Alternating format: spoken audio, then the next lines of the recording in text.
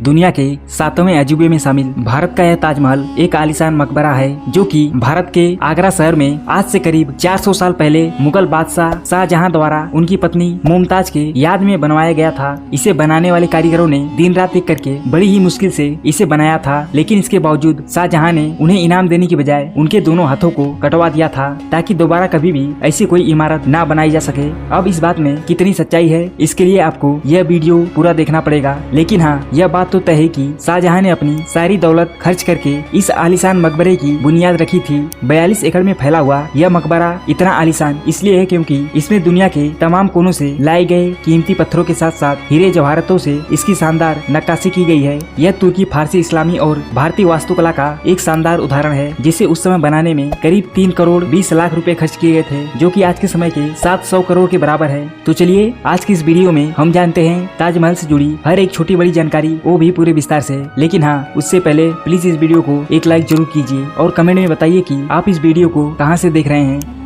तो जैसा कि आप सभी को पता है कि शाहजहां ने अपनी पत्नी मुमताज की याद में इस ताजमहल को बनवाया था। दरअसल शाहजहां की कुल 7 पत्नियां थी, जिसमें मुमताज महल उसकी दूसरी बीवी थी और 17 जून 1631 को शाहजहां के 14वें बच्चे को जन्म देते समय उनकी मौत हो जाती है। अब उनकी मौत से शाहजहां काफी दुखी होता है, जिससे उसने उनकी याद में इस शानदार मकबरे का निर्माण कराया था।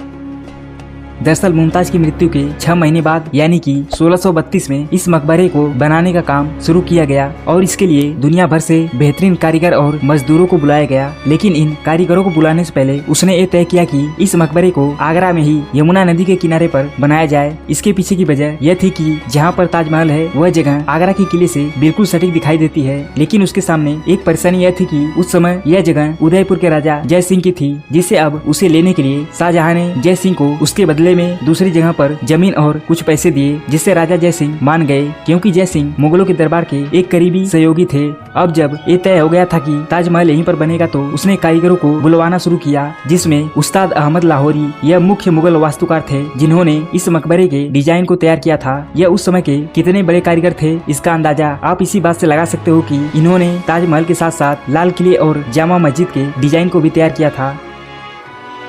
इसके साथ ही कुछ और भी मुख्य कारीगर थे, जैसे उस्ताद इस्माइल अफंदी, यह तुर्की से थे और इन्होंने ताजमहल का सबसे मुश्किल काम यानी कि उसके मुख्य गुंबद का निर्माण किया था। काजिम खान यह लाहौर से थे और इन्होंने इस ताजमहल में लगे कीमती पत्थर जैसे सोने और हीरे को लगाने और उसकी फिनिशिंग का काम किया था और इन्होंने अपने काम को इतनी बेहतरीन ढंग से किया था कि जिससे इन दीवारों में जान आ गई थी। अहमद खान सिराजी यह ईरान से थे और इन्होंने ताजमहल की दीवारों को उकेर कर उस पर बहुत सारी लिपियां लिखी, जैसे इन दीवारों पर कुरान लिखना, साथ ही इस ताजमहल के बारे में उसकी जानकारी को लिखना। चिरंजी लाल यह दिल्ली से ही थे और इन्होंने पत्थरों पर नक्काशी का काम किया था। इन्होंने संगमरमर के इन पत्थरों पर ऐसी ऐसी डिजाइन बनाई थी जो आज भी सराहनीय है। मोहम्मद हनीफ यह कंधार अफगानिस्तान से थे और इन्होंने ताजमहल के बाहर चलने वाले फाउंटेन के साथ साथ यहाँ के गार्डन और उसकी सिंचाई की पूरी व्यवस्था की थी। इसके साथ ही कई पुर्तगाली और इटालियन कारीगर भी थे जिन्होंने इसके सजावट के कार्यों को किया था। अब ये तो थे मुख्य कारीगर, लेकिन इसके अलावा 20,000 से भी ज्यादा मजदूरों के साथ साथ हजारों की संख्या में हाथी, घोड़े और गधों को भी इस काम पर रखा गया था, जिसमें हाथियों की सहायता से राजस्थान के मकराना से इस सफेद संगमरमर के पत्थरों को निकाला जाता था, जिसके बाद घोड़ों की सहायता से उन्हें आगरा तक लाया जाता था, जहाँ पर एक कारीगर सेब के आकार में उन्हें तराशते थे। इसके साथ ही गधों को छोटे सामग्री जैसे रेत, मिट्टी या फिर छोटे पत्थरों को ढोने के लिए रखा गया था। अब ये जानते हैं कि उस समय इस ताजमहल को बनाने में 3 करोड़ 20 लाख रुपए कैसे खर्च हो गए।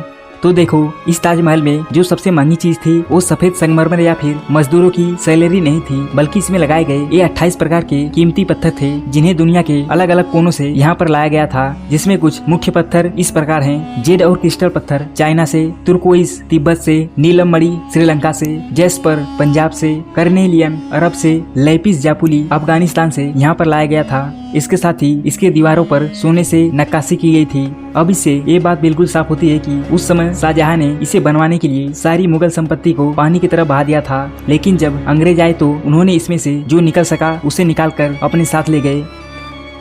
अब अंत में ये जानते हैं कि उस समय इन मजदूरों को कितने पैसे दिए जाते थे और क्या सच में शाहजहां ने उनके हाथों को कटवा दिया था। और 22 साल बाद यानी कि 1653 में जब यह बनकर पूरी तरह से तैयार हुआ तो लोगों ने इसे देखकर क्या कहा, तो देखो उस समय जितने भी मजदूर थे उनको उनके कौशल और काम के आधार पर पैसे मिलते थे, जिसमें औसतन समान मजदूरों को प्रतिदिन के 2 आना यानी कि लगभग 8 पैसे मिलते थे। वहीं कुशल कारीगर जैसे पत्थर तराशने वाले या फिर नक्काशी करने वालों को 4 से 8 आना मिलता था। इसके साथ ही जिनके पास पशु थे उन्हें और पैसे मिलते थे और उस समय ये सभी भुगतान नगद अनाज या फिर अन्य वस्तुओं के रूप में होता था।